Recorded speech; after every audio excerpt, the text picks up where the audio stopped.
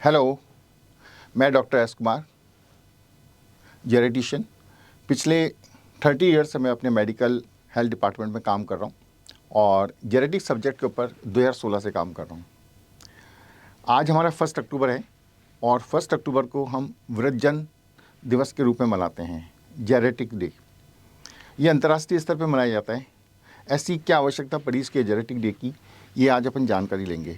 Genetic day एक वृद्धजन दिवस मनाने के लिए अंतर्राष्ट्रीय स्तर पे एक सोसाइटी ने डिसाइड किया कि वृद्धजन लोगों के लिए भी एक ऐसा दिवस होना चाहिए ताकि उस दिन उनको याद करते हुए उनके हेल्थ के बारे में, उनके ज़िंदगी के बारे में, उनकी लाइफ के बारे में बताया जा सके। जैसा कि हम आगे देखेंगे, welcome to all elderly persons. एक जीने की कला होती है, ज़िंदगी जीने की एक कला होती है ना, इसको कैसे जिया जाए। हम देखेंगे डिफरेंट पिक्चर्स हैं। ये भी 60 ईयर्स के हैं, ये 60 अबाव हैं, जिसमें थोड़ा सा टेंशन नज़र आ रहे हैं। ये अभी 60 ईयर्स, ये हैप्पीनेस लाइफ, ये सब 60 अबाव 60 ईयर्स के हैं। अबाव 60 ईयर्स को हम सीनियर सिटीजन्स कहते हैं या वृद्धजन। तो यूँ तो समाज के अंदर काफ़ी अपने को वृद्धजन देखने को मिलते हैं। एक पूरा एक समुदाय डेवलप होता जा रहा है और ये समुदाय की आए दिन आप जब देखते हैं कि इनकी कंट्री टू कंट्री इनकी पॉपुलेशन बढ़ रही है। ऐसा क्यों? क्योंकि जिस आधुनिकता के हिसाब से हमारी मेडिकल साइंस ने तरक्की की है, उसी से हमारी जो आयु है उसमें भी इजाफा होने को देखा जा रहा है। अब अगर हम ये पिक्चर्स देखते हैं तो इसमें ये जो है जेनेटिक्स डे के ऊपर कितने वृद्धजन लोग कुछ कितने अच्छे खुश नज़र आ रहे हैं। कुछ ऐसे हैं जो कि वृद्ध जो कि टेंशन में हैं, कुछ अपने हिसाब से सोशल लाइफ के हिसाब से अपने एक मध्यम लाइफ जीते हैं और एक ये है जो हैप्पी लाइफ जीते हैं। ये ऐसा इनका क्या है, वृद्धजन लोगों को जीने की कला कैसे सिखाई जाए, क्या है, ये हमारा वृद्धजन दिवस के ऊपर पूरा का पूरा बताया जाता है। जो आज वृद्धजन दिवस है उसमें मैं लोगों को ये कहूँगा कि ज़िंदगी जीने तो 60 साल के बाद में ज़िंदगी जीने का पहलू कुछ अलग हो जाता है। सीनियर सिटीजन्स के अंदर अपन को 1 अक्टूबर को अंतर्राष्ट्रीय स्तर पर मनाया जाता है। इस दिन काफ़ी प्रोग्राम किए जाते हैं और काफ़ी ऑर्गेनाइजेशन अपने अपने हिसाब से कार्यक्रम करती हैं। कई सोसाइटी जो अपने हिसाब से काम करती हैं, स्टेट गवर्नमेंट्स अपने अपने प्रोग्राम बनाती हैं। लोगों को, वृद्धजन लोगों को किस तरह की क्या सुविधा दी जाए, कैसा उनको अच्छा स्वास्थ्य दिया जाए, उनके लिए हम क्या क्या योजनाएँ बनाई जाएँ। तो ये सब उनके लिए उनके हित में होती है और हर स्टेट अपने लिए उनके हित में अलग अलग प्रकार की योजनाएं बनाते हैं। इसके लिए कुछ प्राइवेट एनजीओज़ भी काम करते हैं, सोसाइटीज़ भी काम करती हैं, सीनियर सिटीजन्स एसोसिएशंस भी काम करती हैं और कुछ सोशल एक्टिविटीज़ करने के लिए कुछ संस्थाएं आती हैं।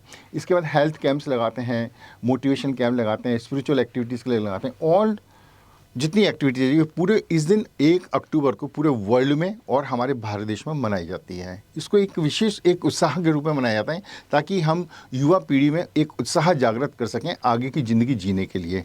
ये एक कला है और इसके लिए एक अलग से डिपार्टमेंट तैयार हो गया है कि इसको हम जेनेटिक्स के हिसाब से किस तरह से लोगों को मैसेज दें। हम जब देखते हैं जेनेटिक सोसाइटी है तो उनको 60 ईयर्स से ऊपर से हमने माना कि ये एल्डरली पर्सनस हैं और इनके शरीर में कुछ ऐसे परिवर्तन होते हैं जिसके परिवर्तन की वजह से इनको किस तरह से जीना है, कैसे खाना है, कैसे रहना है, कैसा इसका मानसिक तनाव दूर करना है, ये सब चीज़ें हम सोचते हैं। अब हम देखते हैं कि ना हमारे डिपार्टमेंट, वेरियस डिपार्टमेंट जो खुले हुए हैं मेडिकल के अंदर, उस मेडिकल के डिपार्टमेंट में के साथ साथ में एक नया डिपार्टमेंट जिसे हम जेनेटिक डिपार्टमेंट कहते हैं, ये अबाउट 60 ईयर्स एज के ऊपर, इनके हेल्थ के ऊपर एक इन्वेस्टिगेशंस हैं, रिसर्च है, ये सब करता है। करने के बाद में इनको किस तरह से डिजीज़ को प्रिवेंट किया जाए और किस तरह से डिजीज़ को कंट्रोल किया जाए और किस तरह से आगे के लाइफ की लॉन्गेविटी बढ़ाई जाए। जैसे कि हम जानते हैं कि यूँ तो आयु बढ़ाने के लिए ना एशियंट ईयर्स है ना, आदिकाल से ना एक कार्य किया जा रहा है। हर कोई चाहता है कि बड़ी आयु जिए और स्वस्थ आयु जिए। तो जब आदिकाल से जब ये किया जा रहा है कि ऋषि मुनि के टाइम पे भी कई औषधियाँ दी जाती थी। इसके बाद में आधुनिक साइंस आई। आधुनिक साइंस के अपने अपने हिसाब से उन्होंने अपने उपचार, अपने दवाइयाँ और एक जब एंटीबायोटिक का जब आविष्कार हो गया तो उसमें ये रहा कि आयु बढ़ने लगी क्योंकि इन्फेक्शन को हमने कंट्रोल कर लिया। इससे पहले क्या था कि हमारे पास में एंटीबायोटिक नहीं थी, उससे पहले हमारे पास में क्या हम ऐसे ही से एक साधारण औषधि काम में लेते थे जिसमें कि काफ़ी खतरा रहता था।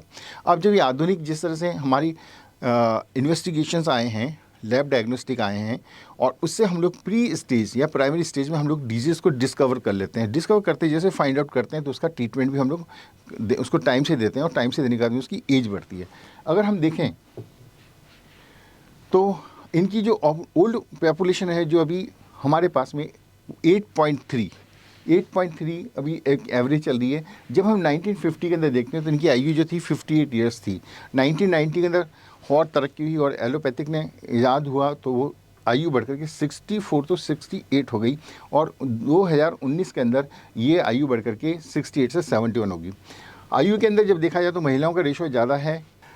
अगर हम एल्डरली एज को देखते हैं तो इनको 3 ग्रुप में बांटते हैं और जो हमारे भारत देश में हमारी औसत आयु थोड़ी कम है और विदेशों के अंदर इसकी औसत आयु हमारे 90 के आसपास मिलती है। तो जो भारत देश के अंदर है वो हमारे जो ग्रुप होता है फर्स्ट ग्रुप होता है हम 60 ईयर्स को कहते हैं। 60 ईयर्स काउंट किया जाता है सीनियर सिटीजन्स। 60 ईयर्स के अंदर ना हम इस एज ग्रुप को हमने दिया है यंग ओल्ड एज और विदेशों में इसको 65 से लेकर 75 तक किया जाता है क्योंकि इसमें जो बायोलॉजिकल फंक्शंस होते हैं वो ऑलमोस्ट क्या कंपेरेबल टू एडल्ट होते हैं।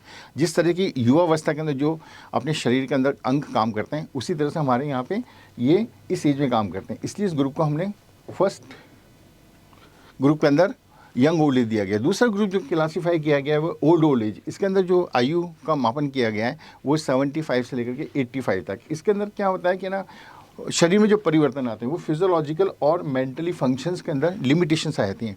आदमी घर से कम बाहर निकलता है, सोचने करने की शक्ति में स्मरण में कमी आ जाती है। ये लिमिटेशन आने की वजह से इस आयु को हमने ओल्ड एज कहा गया है। इसका जो तीसरा ग्रुप होता है वो 85 टू अबाउ 85। इसमें क्या होता है कि आदमी की जो बायोलॉजिकल लिमिटेशंस होती हैं वो खाने करने की पचाने की क्रियाओं के ऊपर असर पड़ता है और लगभग 30 to 40% बॉडी के सारे ऑर्गन्स वो थोड़ा डिक्लाइन स्टेज में चले जाते हैं। अल्टीमेटली क्या है जो औसत वजन है वो भी हमारा कम से कम 10 से 15-20% कम हो जाता है।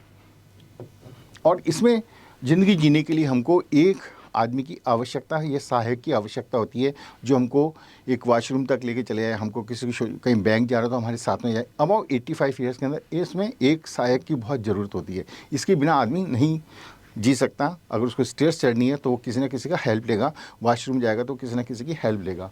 मेडिकल कॉलेज इसके ऊपर काफ़ी कुछ काम कर रहे हैं कि जो कम्युनिकल डिजीज़ के ऊपर कंट्रोल करते हैं और कम्युनिकल डिजीज़ पर कंट्रोल करने का जो ओल्ड एज के अंदर जो कॉम्प्लिकेशंस होते हैं उनको कवर करते हैं।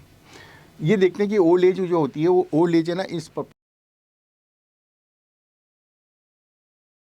प्रोपोर्शनल्स में होती है। अगर गुड हेल्थ अगर है, हेल्थ मेंटेन कर रखी है आपने न्यूट्रिशनली और प्लस एजुकेशन अगर उसके साथ में है तो आप हेल्थ को बहुत अच्छा मेंटेन करते हैं। साथ के अंदर इकोनॉमिकल स्टेटस भी होता है। अगर इकोनॉमी अच्छी है तो आप अपनी लाइफ को अच्छा जी सकते हैं।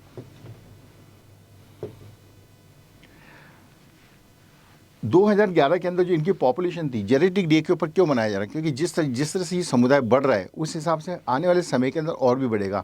2011 में हम देखते हैं कि इनकी जो जनसंख्या थी वो 8.3% के हिसाब से वर्ल्ड वाइड थी। इसके बाद में 2021 में इनकी जनसंख्या हो गई है 10.1 रेशनल ऑल पॉपुलेशंस और 2050 में सरकार उम्मीद कर रही है कि ये काफ़ी बढ़ जाएगी और लगभग ये 18% तक बढ़ जाएगी। 18% होने का मतलब एक ग्रुप, एक समुदाय का डेवलपमेंट होना। अतः उसको किस तरह से कंट्रोल करेंगे, क्या है उनकी हेल्थ के ऊपर कैसे काम किया जा सकेगा, उनकी एज जब आएगी, एज के अंदर किस प्रकार के नई नई डिजीज़ आएंगी। सपोज़ कैंसर होने लग गया, टीबी ज़्यादा होने लग जाएगी, स्किन डिजीज़ ज़्यादा होंगी, इसके बाद में COPD है, हार्ट डिजीज़ है, हाइपरटेंशन है, डायबिटीज़ है, ये सब चीज़ 60 ईयर्स के अंदर जो होता है वो हमारे को लगभग 2 कॉमन डिजीज़ होती हैं। मोस्टली क्या होता है, डायबिटिक एंड हाइपरटेंशन। 65 के बाद जो डिजीज़ डेवलप होती हैं या 70 पे जो डेवलप होती हैं वो लगभग हमारे शरीर के अंदर 3 डिजीज़ होना सामान्य बात है। हाइपरटेंशन भी होता है, डायबिटीज़ हो सकती है, अस्थमा भी हो सकता है, ऑस्टियोआर्थराइटिस हो सकती है, ऑस्टियोपोरोसिस हो सकता है, गाउट हो सकती है, एनीवन, और कैंसर भी जन्म ले सकता है। और 85 के अंदर लगभग हमारे पास में 5 डिजीज़ हमारे शरीर के अंदर 5 परिवर्तन एक सामान्य बात है। अगर आपके साथ में एज बढ़ती हुई एज के साथ के अंदर आपके शरीर में ये चीज़ें मिल रही हैं और या अगर आप इसका ट्रीटमेंट ले रहे हैं तो आप ये मत सोचो कि आपकी बीमारी हो गई है। ये आपके शरीर के अंदर जो परिवर्तन हुए हैं उस परिवर्तन में बायोफिजियोलॉजिकल जो चेंजेस आए उसकी वजह से चेंजेस आए। अतः ये तो स्वाभाविक है। जब आयु बढ़ेगी तो ये सब चीज़ें आपको अपनी ज़िंदगी में देखने को मिलेंगी। इसको मैनेज करना कैसे करना है, क्या करना है, उसका आप जो डॉक्टर एडवाइस कर रहे हैं या जो आपको ट्रीटमेंट एडवाइस दिया गया है उसको आपको पूरी तरह से काम में लेना चाहिए। भारत देश में अगर देखा जाए तो हमारे साउथ के अंदर ज़्यादा काम हुआ है, और साउथ के अंदर से ही ये शुरुआत हुई थी हमारे जेनेटिक्स की, जहाँ वृद्धजन लोगों के लिए वहाँ पर काफ़ी कुछ शुरुआत की गई 2004, 2010 एंड अभी 2017 के अंदर एक विशेष रूप से सभी मेडिकल कॉलेज के अंदर इसमें जेनेटिक्स के ऊपर काम किया गया। भारत देश के अंदर साउथ के अंदर तमिलनाडु वगैरह के अंदर वहाँ पे एक जेनेटिक्स रिसोर्स बने हुए हैं, जेनेटिक्स होम बने हुए हैं, जेनेटिक्स के लिए एक विशेष संस्थाएं बनी हुई हैं जो इनके ऊपर काम करती हैं। अगर देखा जाए सामान्य तौर से जेनेटिक्स के अंदर जब देखा जाए स्टडी किया जाए तो ये कॉमन डिजीज़ होती हैं जो एज के साथ में बढ़ती है। जनरल बॉडी के अंदर पेन होने लग जाता है, इनडाइजेशन शुरू हो जाता है, लॉस ऑफ एपिटाइट, भूख नहीं लगती है, इसके बाद एसिडिटी होने लग जाती है, स्लीप लॉस हो जाता है, मेमोरी लॉस होती है, लॉस ऑफ विजन हो जाता है, लॉस ऑफ हियरिंग होती है, हाइपरटेंशन हो जाता है, डायबिटीज़ है, कैंसर्स हैं, और incontinence of urine, general weakness, ये चीज़ मोस्ट कॉमनली देखने को मिलती हैं।